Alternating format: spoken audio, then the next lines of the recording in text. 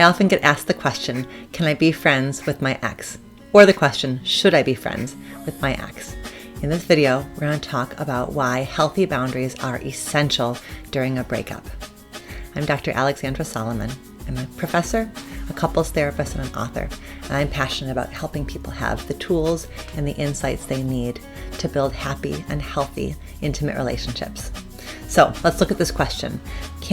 Should I be friends with my ex? I first want to talk about the nature of this very question.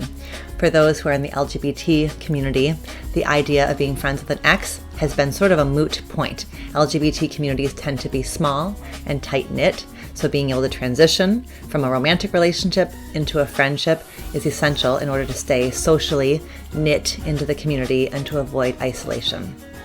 But when you think about it, this question in the heterosexual community is a rather modern question. A journalist named Ashley Fetters recently wrote an article for The Atlantic in which she highlighted the fact that it's really recent in the history of our culture that women have even had an external facing, a public facing life. So this idea of cross-gender friendships is a relatively new phenomenon, and therefore it may be a bit tricky for heterosexual people to navigate whether and when and how to be friends after an intimate relationship has ended. I want us to be mindful about how we're defining friendship in this era of social media. Many of us have hundreds, some of us have thousands of quote-unquote friends. So I want to make sure that we aren't somehow watering down the definition of friendship. So when somebody is asking me this question of, can I be friends with my ex? Should I be friends with my ex? The first thing I say back is, operationalize it with me. Talk me through.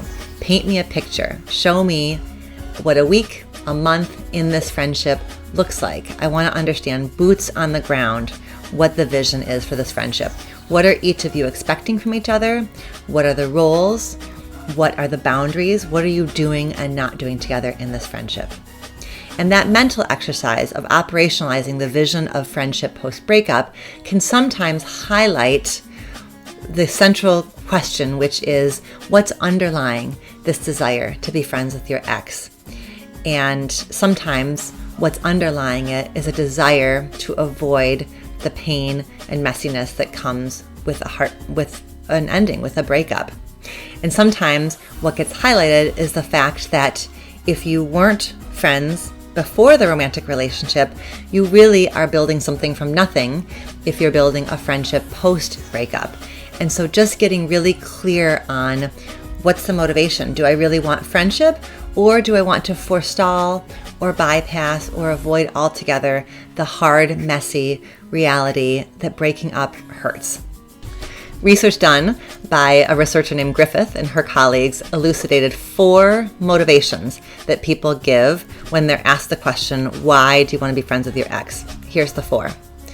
People will say it's for civility. They just want things to be not awkward and as peaceful as possible.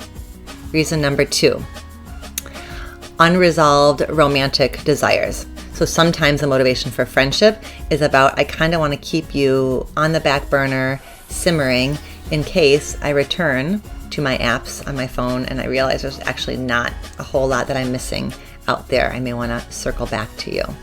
Reason number 3, practicality. Sometimes the reason for wanting to stay friends with your ex is for practical reasons. You go to the same school, you work in the same job, you live in the same neighborhood. And so there again, trying to just minimize the awkwardness that's going to happen when you inevitably see each other.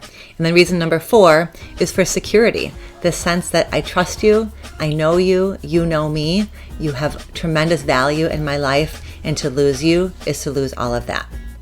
So all of that is to say that what's most important here is that you get clear on what's driving you, what's motivating you, and that you're checking in with your ex not to help them, but to ensure that they are as clear as they can be about the motivations that are underlying their desire for friendship, if that's what's going on. I don't think about being friends with your ex as either a good thing or a bad thing. It's all about the context, and it's all about the motivation. Being friends with your ex may be a reflection of kindness, or it could be an inadvertent act of cruelty. So get clear on your why. If you're the one who is initiating the breakup, Your motivation to stay connected may be driven by the story that lives inside your head about who you are in this breakup. Depending on your family experiences, your past, your belief system, it may be confusing for you that you can be a good person who's ending this relationship. There may be a way in which you are conflating being the person who's breaking up and being an a-hole, and those are not the same thing. You can do what you can do to break up with clarity, with kindness, with boundaries, and with respect. And if you are doing your part to ensure that you're practicing care and compassion and self-awareness in the breakup, then breaking up in and of itself does not make you an a-hole. So sometimes that offer of friendship is because you are really struggling to reckon with, how can I be a good person who's doing something that is hurtful to somebody else? If you're in the opposite role, if you're the one who's being broken up with, it's really important as well for you to be clear on why you want that friendship. It may be that a part of you is having a really, really hard time accepting that it's over, and to keep that door open may be a way that you carry the hope that maybe it isn't over. But just be mindful that keeping that door open is perhaps forestalling the inevitability of the grief work, of the self-healing work, of the recovery work that you will at some point need to do. So that effort to forestall pain may be prolonging your ability to rebuild, to integrate the lessons of this relationship, and to start to imagine your future going forward. So the check-in for you would be, what's keeping you from trusting your resilience? What's getting in the way? And how might you enlist the support of the people who know you and love you to remind you of your resilience? What are healthy boundaries after a breakup? The healthy boundaries are ones that are clear and that are articulated between the two of you, and that give you both some much needed time and space and separation to integrate, to recover, to grieve, to heal, and to begin to move on.